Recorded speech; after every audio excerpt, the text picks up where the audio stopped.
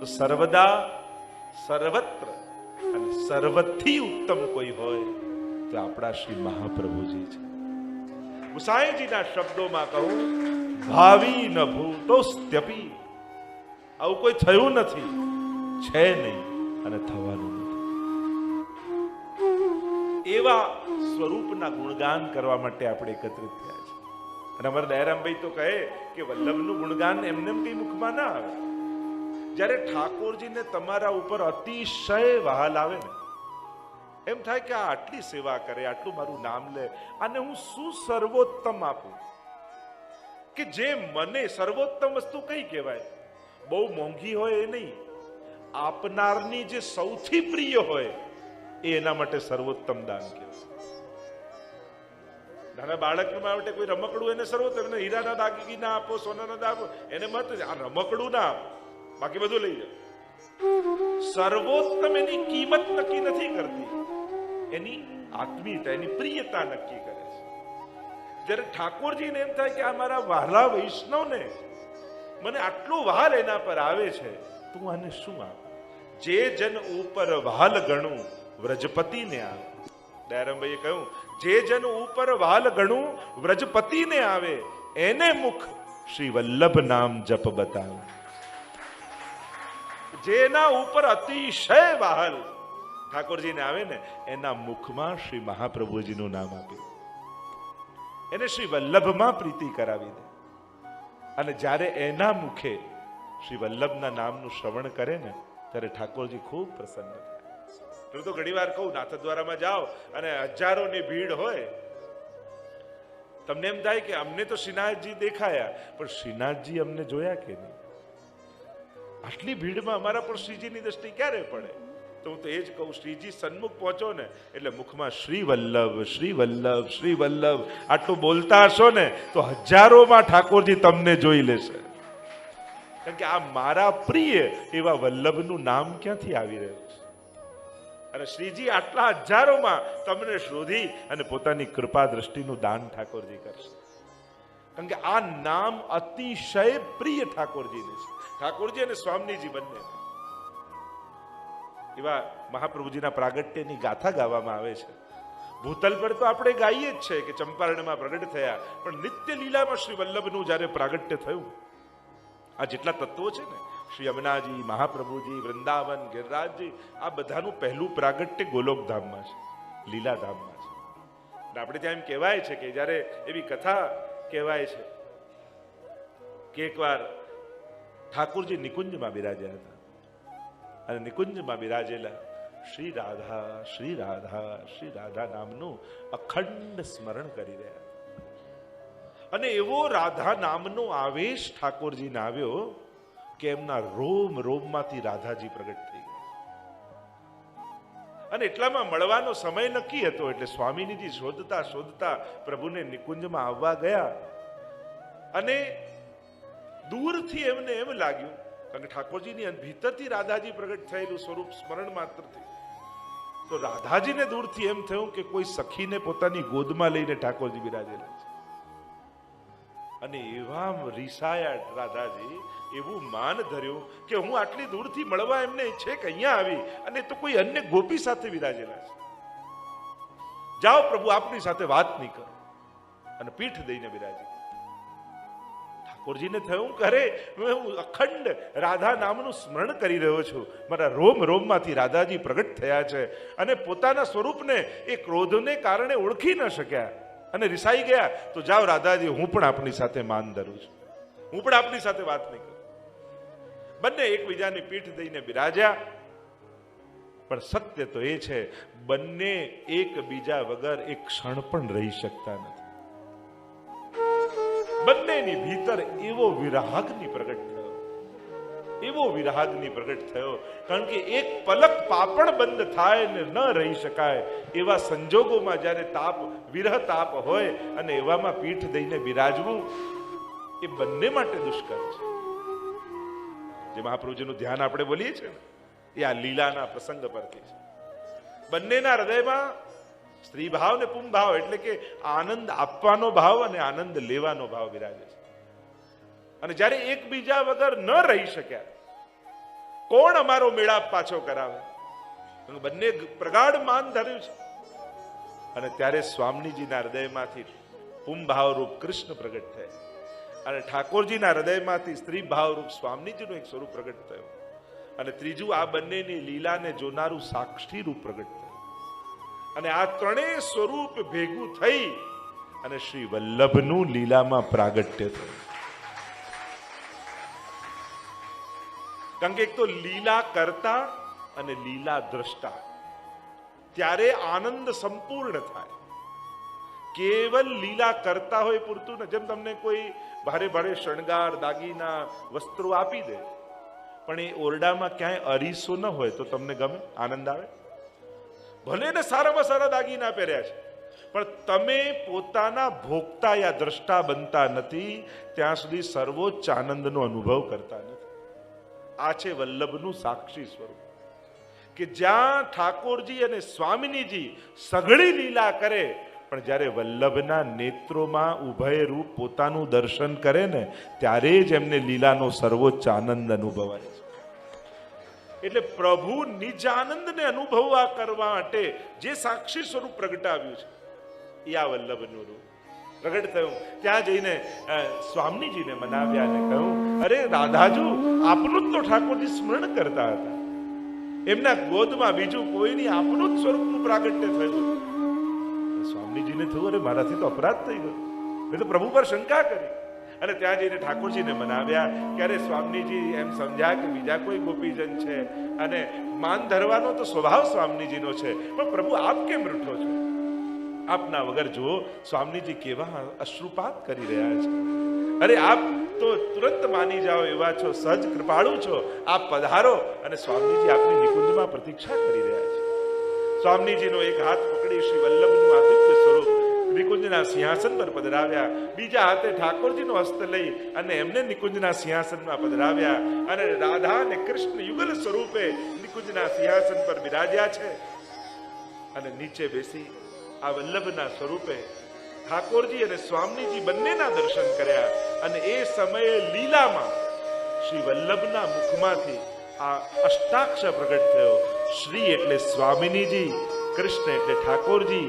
શ્રી કૃષ્ણ શરણમ મમ, શ્રી કૃષ્ણ શરણમ મમ, શ્રી કૃષ્ણ શરણમ. અને આમ અષ્ટાક્ષરનું લીલામાં પ્રાગટ્ય થયું. અને જ્યારે બંનેનું માન દૂર થયું અને બંનેને થયું કે આપણા બંનેનું માન દૂર કરનારું આ શ્રી વલ્લભનું સ્વરૂપ છે, બંનેને અતિશય સ્નેહ આ વલ્લભ સ્વરૂપ પર આવ્યું. અને ત્યારે મસ્તક પર હાથ ફેરવીને વલ્લભના સ્વરૂપ પર કહ્યું કે હે આ દિવ્ય અલૌકિક સ્વરૂપ, તમે અમારું માન દૂર કર્યું છે, તમે અમને બંનેને અતિશય પ્રિય છો, એટલે અમે આપનું નામ શ્રી વલ્લભ રાખીએ છીએ. બોલો શ્રી વલ્લભાધીશ કી જય, શ્રી વલ્લભાધીશ કી જય. વલ્લભનો અર્થ થાય અતિ પ્રિય. આપણે કહીએ ને પ્રાણ વલ્લભ, ગોપીજન વલ્લભ. વલ્લભનો અર્થ થાય પ્રિય, પ્રાણથી પણ જે અધિક છે એ પ્રાણ વલ્લભ. તો આમ નિત્ય લીલામાં આ નામ શ્રી મહાપ્રભુજીનું વલ્લભ પડે છે. ત્રિતયાત્મક સ્વરૂપ શ્રી મહાપ્રભુજીનું આપણે કહીએ છીએ. ત્રિવિધ સ્વરૂપ, રૂપમ તત ત્રિતયાત્મકમ.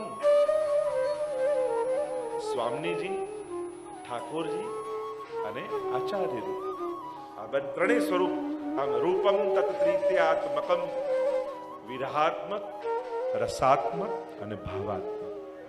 રૂપમ તત ત્રિતયાત્મકમ, વિરહાત્મક સ્વરૂપ વલ્લભ પોતે, એ જ વલ્લભનું રસાત્મક સ્વરૂપ એટલે શ્રી ગુસાઈજી, અને એ જ વલ્લભનું ભાવાત્મક સ્વરૂપ એટલે દમલાજી.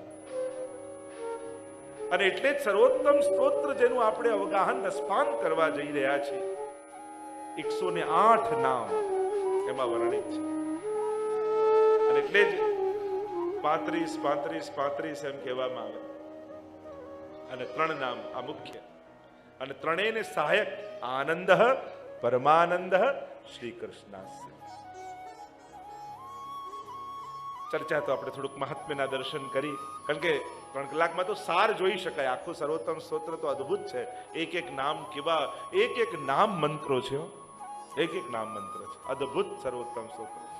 થોડોક પરિચય સર્વોત્તમ સ્તોત્રનો મેળવી લઈએ, પછી પ્રવેશ કરીએ. શ્રી મહાપ્રભુજી હનુમાન ઘાટ ઉપર બિરાજ્યા છે. 52 વર્ષની વય મહાપ્રભુજીની છે. ત્રણ ભગવદ આજ્ઞાઓ થઈ છે. આજ્ઞા પૂર્વતુ યા ગંગા જાતા ગંગા સાગર સંગમે યાપી પશ્ચાત મધુવને. બે આજ્ઞા તો એક ગંગા સાગરમાં થઈ, મધુવનમાં થઈ. કે શ્રી વલ્લભ, હવે આપનો વિરહ સહન થતો નથી. પોતે સ્વામીની રૂપ છે અને પ્રભુ કહે છે કે હવે મારી ઈચ્છા છે કે આ નિત્ય લીલામાં પાછા પધારો. મહાપ્રભુજી પધાર્યા છે આચાર્ય સ્વરૂપે. એ જ સ્વામીજી આચાર્ય સ્વરૂપે ભૂતલ પર ભાગવતજીનો અર્થ પ્રગટ કરવો છે, દૈવી જીવોને શરણે લેવા છે, સેવા માર્ગ પ્રગટ કરવો છે. એટલે જે પ્રયોજન સાથે પધાર્યા છે એ પ્રયોજન હજી પૂરું નથી. બે આજ્ઞામાં ઠાકોરજીની થઈ ગઈ મહાપ્રભુજી, અને વૈષ્ણવોના હિત માટે, વૈષ્ણવના સુખ માટે બે ભગવદ આજ્ઞા ન માની મહાપ્રભુ. કારણ કે હજી દૈવી જીવોને શરણે લેવા છે. ખુલ્લા ચરણારવિંદથી અંગ બંગ કલિંગ કૈકટ મગધ મારુ સુર સિંધ તે તામસના અઘર્યા પરતાપ પદર જગન તીર્થ સકલ સનાથ કીધા ચરણ રેણુ સમાન. અનેક અનેક ગોપાલદાસજીએ વર્ણન કર્યા છે કે મહાપ્રભુજી ભારત વર્ષની ખુલ્લા ચરણારવિંદથી પ્રદક્ષિણા કરી રહ્યા છે, દૈવી જીવોના ઉદ્ધાર માટે, તીર્થોને તીર્થત્વ આપવા માટે. 84 સ્થાનોમાં ભાગવતજીના પારાયણ કરી બેઠકજી રૂપે આજે પણ મહાપ્રભુજી ત્યાં બિરાજમાન છે એ દિવ્ય સ્થાનોમાં.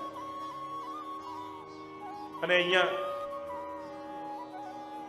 બે આજ્ઞા ન પડાઈ એટલે મહાપ્રભુજીને ખૂબ ખેદ થયો છે અને પોતાની જાતને સાંત્વના આપતા મહાપ્રભુજી અંતઃકરણ પ્રબોધ નામનો ગ્રંથ લખ્યો છે. જો 16 ગ્રંથમાં જે ગ્રંથો લખાયા છે એ કેવલ પહેલા, બીજા, ત્રીજા લખવાના ક્રમે નથી, એ એના ઉપદેશના ક્રમે છે. કે પહેલા કયું લખાયું, પછી કયું લખાયું, છેલ્લું ગ્રંથ કયો લખાયો. નહીં તો એમ જોવા જાવ તો અંતઃકરણ પ્રબોધ છેલ્લો આવો જોઈએ, અને પછી શિક્ષા શ્લોકી એ તો 16 ગ્રંથમાં નથી, પણ પછી મહાપ્રભુજીએ લખ્યું. એટલે જે 16 ગ્રંથમાં ગ્રંથો છે ક્રમ 1 થી 16 નો, એ ઉપદેશના ક્રમથી છે, એ સમયના ક્રમથી નથી. કે પહેલા મહાપ્રભુજી આ લખ્યો, પછી આ લખ્યો, એવું ટાઈમ પ્રમાણે નથી.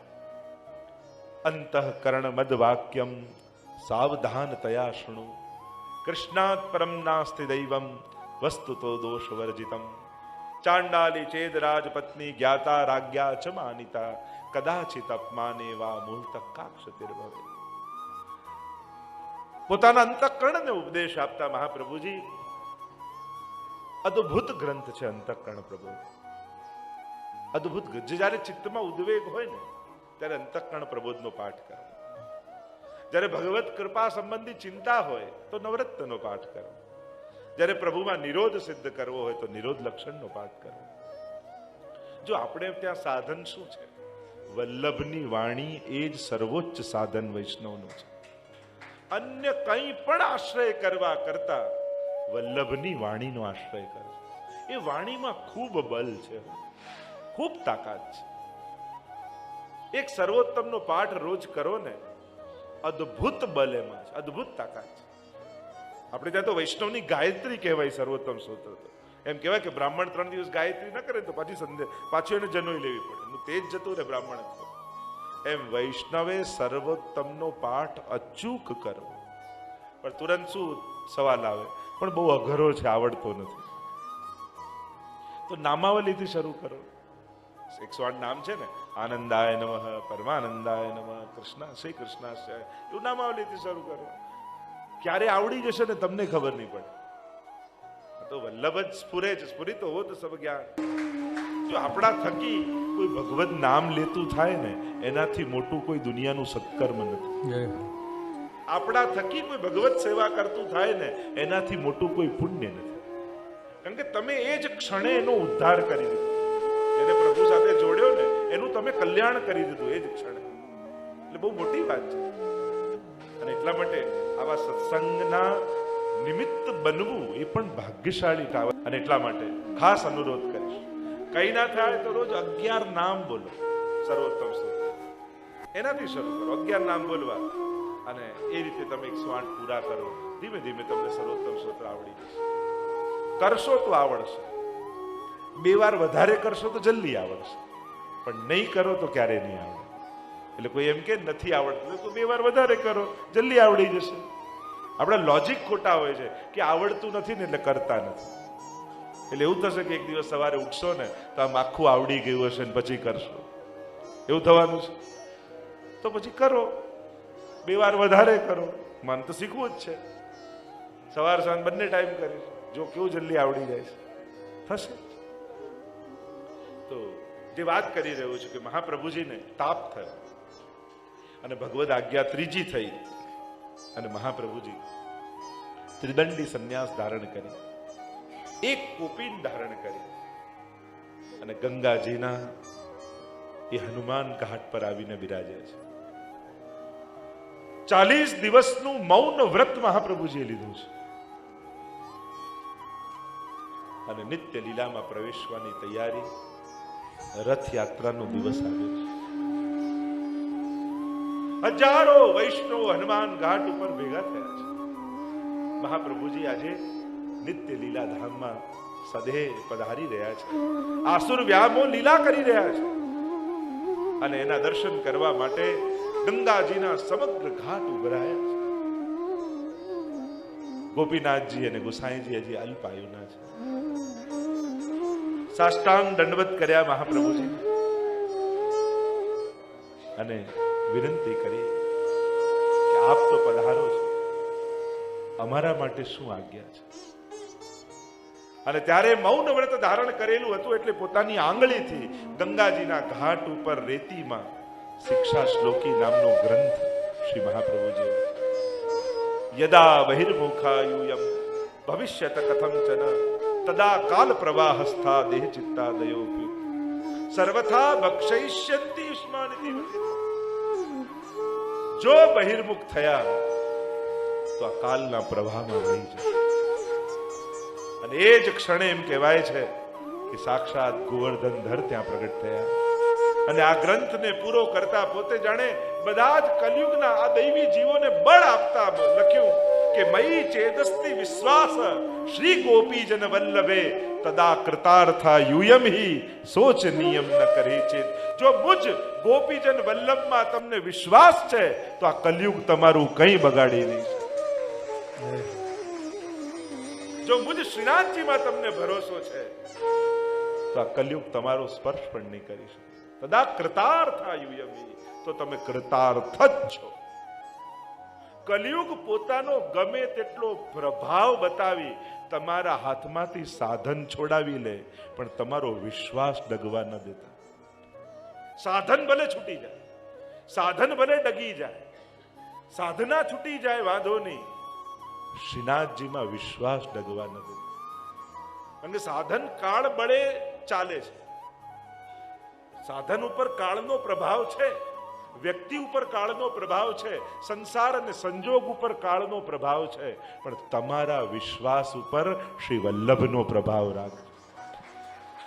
તમારી શ્રદ્ધા ઉપર શ્રીનાથજીનો વિશ્વાસ પ્રભાવ રાખજો. કલયુગે બધા જ દ્વાર બંધ કરી દીધા ધર્મના, પણ અમારા વૈષ્ણવોએ એક ખુલ્લી બારી જોઈ લીધી. બધા દ્વાર બંધ થઈ ગયા. દેશ કાળ દ્રવ્ય કરતા કર્મ અને મંત્ર આ બધાનો નાશ જોયો. હવે શું સાધન કરવું? કહ્યું કે બધા દ્વાર બંધ થઈ ગયા. વૈષ્ણવે જુએ છે એક બારી ખુલ્લી છે શ્રી વલ્લભના નામની, અને એમાંથી જે નીકળી ગયો વો થઈ ગયો ભવપાર. તો એવું આ વલ્લભનું સ્વરૂપ છે. ગોપીનાથજી અને ગુસાઈજીના નેત્રોમાંથી અશ્રુઓ છલકાઈ રહ્યા છે. આજે જે સ્વરૂપ અમારા આંખની સામે છે, શું કાલથી એના દર્શન આમ નહીં થાય? અરે આપણે તો બેઠકજી જઈએ ને અને 2 દિવસ રહીએ ને અને પાછું જવાનું થાય ને તોય હૃદય ભરાઈ આવે, કાલથી વલ્લભના દર્શન નહીં થાય.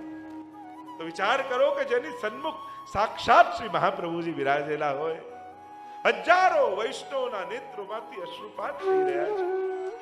કેવા ભાગ્યશાળી અમે છીએ કે અમારી આંખોથી અમે વલ્લભના દર્શન કર્યા છે. અને શું કાલથી આ દર્શન નહીં થાય? શિક્ષા શ્લોકી નામનો ગ્રંથ નો ઉપદેશ ગોપીનાથજી અને ગુસાઈજીને કર્યો. ગુસાઈજીએ પણ એમ કહ્યું હતું કે શ્રીનાથજીએ વચન આપ્યું હતું એમના બાળકોને કે ડાબા હાથે જારી ભરશો તોય પ્રેમથી પીશ, પીઠ ધરીને ઉભા રહેશો તોય ક્યારે નારાજ નહીં થો. એવું શ્રીનાથજીએ વલ્લભ કુલને વચન આપેલું છે. અહીંયા શ્રીજી પધારીને એક ભરોસો સમગ્ર પુષ્ટિ સૃષ્ટિને આપ્યો કે મુજ ગોપીજન વલ્લભમાં જો ભરોસો છે તો તમે કૃતાર્થ છો. ઉભા થયા શ્રી મહાપ્રભુજી. હનુમાન ઘાટની એક એક સીડીઓને ઉતરતા જલમાં પ્રવેશ કર્યો. કટી સુધી ગંગાજીના જલમાં ઉભા રહી શ્રી મહાપ્રભુજીએ જ્યાં ગોલોક ધામ તરફ દ્રષ્ટિ કરી, અગ્નિનું એક તેજ પુંજ નીકળ્યું અને એ તેજ પુંજ રૂપે શ્રી મહાપ્રભુજી ગોલોક ધામમાં બિરાજતા પૂર્ણ પુરુષોત્તમના હૃદયમાં જઈને પ્રવેશ કરી ગયા. ઘાટ ઉપર ઉભેલા હજારો વૈષ્ણવોએ પોતાના નેત્રોથી આ અસુર વ્યામો લીલાના દર્શન કર્યા. આંખના પલકારામાં એવું તેજ પુંજ નીકળ્યું જાણે મહાપ્રભુજી એ અનંત કોટી લીલાના ભક્તોમાં સમાહિત થઈ ગયા. એ પુષ્ટિ પુરુષોત્તમ નિકુંજ નાયક શ્રીનાથજીના રોમ રોમમાં વ્યાપી ગયા. પાછા પધાર્યા શ્રીનાથજી મહાપ્રભુજીના દર્શન કરી ગોપીનાથજીને ગુસાઈજી. ગુસાઈજીનું મન અતિશય વ્યાકુળ છે. શ્રી વલ્લભના વિરહને કારણે ગુસાઈજીનું મન એટલું વ્યથિત થઈ રહ્યું છે. કેમ કરીને મહાપ્રભુજી વગર જીવીશ? કોને પૂછું? માતાને જઈને કહ્યું. માતાજી કહ્યું આજ્ઞા કરી કે આપ દમલાજીને જઈને આવ્યા દામોદરજી દાસજી પાસે. કહ્યું આ તો આસુર વ્યામો લીલા છે, વલ્લભ તો પ્રગટ છે, પણ આ નેત્રોથી દર્શન ન થાય તો કેમ રહેવું? મને અતિશય વિરહ શ્રી મહાપ્રભુજીનો થઈ રહ્યો છે. એમ જ્યારે ગુસાઈજીએ નિવેદન કર્યું દમલાજી આગળ, અને ત્યારે દમલાજી કહ્યું શ્રી મહાપ્રભુજી તો આપના હૃદયમાં બિરાજે છે, એમનું ચિંતન કરો તો શ્રી વલ્લભ રોમ રોમમાં વ્યાપી છે. અને જ્યારે આ વચન દમલાજીના સાંભળ્યા, હૃદયમાં એવો વિરહ ઉમડ્યો, પોતાના હૃદયમાં બિરાજતા મહાપ્રભુજીનું સ્મરણ કર્યું. વિપ્રયોગ ધર્મ સ્વરૂપ અને એ જ ઉત્કટ થતા વિપ્રયોગ ધર્મી સ્વરૂપે મહાપ્રભુજી હૃદયમાં આવીને બિરાજ્યા. અને એક જ ક્ષણમાં મહાપ્રભુજીની સમસ્ત લીલાના દર્શન થવા લાગ્યા. જે વિપ્રયોગ ધર્મીની અવસ્થા આવી જાય ત્યારે એક જ ક્ષણમાં સમસ્ત લીલાઓના દર્શનનો આનંદ એક ક્ષણમાં વ્યાપી એ અવસ્થા થઈ. અને ગુસાઈજીના હૃદયમાં વિપ્રયોગ ધર્મી સ્વરૂપે વલ્લભ પ્રગટ થયા. અને જ્યાં પ્રગટ થયા ત્યાં એક એક નામના અલૌકિક રસમય સમાધિમાં ગુસાઈજીને દર્શન થવા લાગ્યા. આનંદાય નમઃ, પરમાનંદાય નમઃ, શ્રી કૃષ્ણાસ્યાય નમઃ. આ મુખમાંથી સર્વોત્તમ સ્તોત્રનું પ્રાગટ્ય થવા લાગ્યું. અને 108 નામના અલૌકિક દર્શન ગુસાઈજીને એ વિપ્રયોગ ધર્મી સ્વરૂપની રસમય સમાધિમાં થયું. આ રચ્યું નથી ગુસાઈજીએ, ગુસાઈજીના હૃદયમાંથી પ્રગટ્યું છે. રચના અને પ્રાગટ્યમાં બહુ મોટો ફરક છે. રચના થાય તો રચયિતાનો પ્રભાવ એમાં દેખાય, એની બુદ્ધિ, એના વિચાર. અને પ્રાગટ્ય થાય ને ત્યારે કોઈને નિમિત્ત બનાવીને પ્રભુ પોતે પ્રગટતા હોય છે. એમાં પ્રભુ સિવાય બીજું કોઈ નથી હોતું. શ્રી પ્રભુને પ્યારા શ્રી યમુનાજીના લાડીલા એવા રસિક સત્સંગી વૈષ્ણવોને જે શ્રીના આ વચનામૃત ગમ્યા હોય તો આ વિડીયોને લાઈક કરજો, શેર કરજો અને કમેન્ટ બોક્સમાં જય શ્રી કૃષ્ણ જરૂર લખજો. અને અમારી ચેનલ શ્રી વલ્લભ સત્સંગને સબસ્ક્રાઇબ કરવાનું ભૂલશો નહીં. સર્વે વહાલા વૈષ્ણવોને ભાવથી જય શ્રી કૃષ્ણ.